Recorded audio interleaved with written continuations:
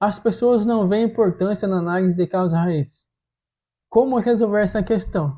Essa é mais uma questão cultural da empresa. Eles precisam entender para que serve a análise de causa raiz.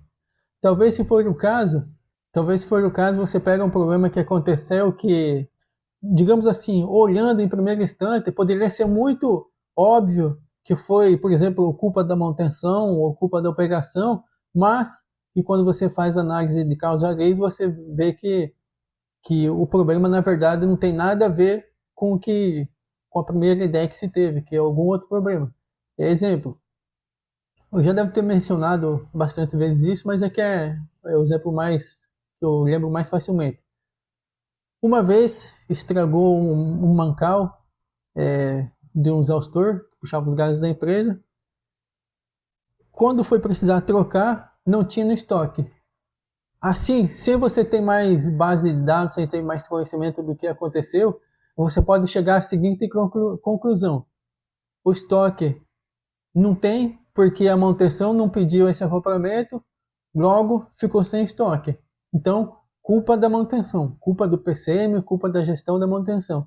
Só que se você vê a análise de causa raiz que foi feita nesse incidente específico, dá a volta ao mundo, assim podemos dizer, e no final foi identificado que tinha pedido, dois pedidos, um já fazia quase um ano que tinha feito o pedido do Macau, e o setor de compras se descuidou, tinha um processo deles falho, então se descuidaram no pagamento com o fornecedor de acompanhamento e praticamente esqueceram esse pedido. Então, por causa disso, teve que se fazer todo o procedimento lá para refazer, na verdade, o procedimento para evitar que se acontecesse isso de novo. De alguma forma, o sistema falhasse e fosse esquecido de pedir o item. Então, só para você ver a mudança que teve, né?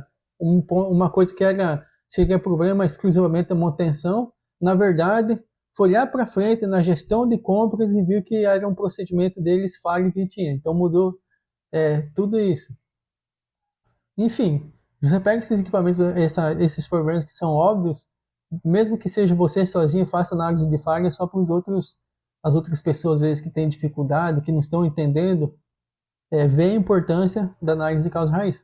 Talvez não precise ser nem você de manutenção, talvez seja essa pessoa que não vê importância na causa raiz, pega um problema específico dele, que não tem relação com a manutenção, e faça análise de causa raiz e mostre para ele. Por exemplo, talvez o equipamento já vive dando problema de produção, atraso de produção, apesar do equipamento funcionar bem, mas nunca consegue bater a meta. Então você faz análise de causa raiz, talvez você vai descobrir que não bate a meta, porque o operador do equipamento não tem conhecimento, não tem treinamento suficiente ainda. Então você faz essa análise de falhas e mostre para eles.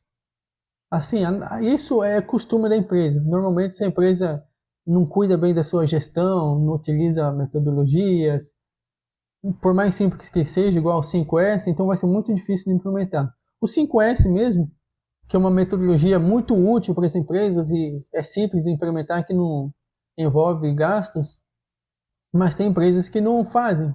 O 5S deles praticamente é só limpeza. Esquece que tem organização, esquece que tem a parte de saúde e todos os outros S do 5S. Só lembro lá da limpeza.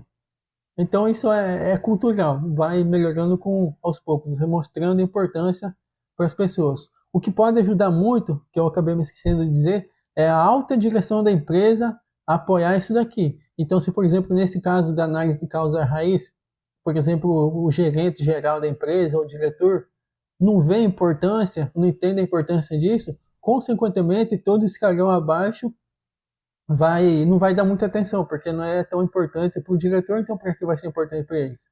Talvez mesmo se você, no caso, é a pessoa que é o diretor da empresa, o gerente, mesmo que você não entenda bem necessariamente a importância disso, mas faça isso ser importante para todas as outras pessoas abaixo de você ver que isso daqui é importante também.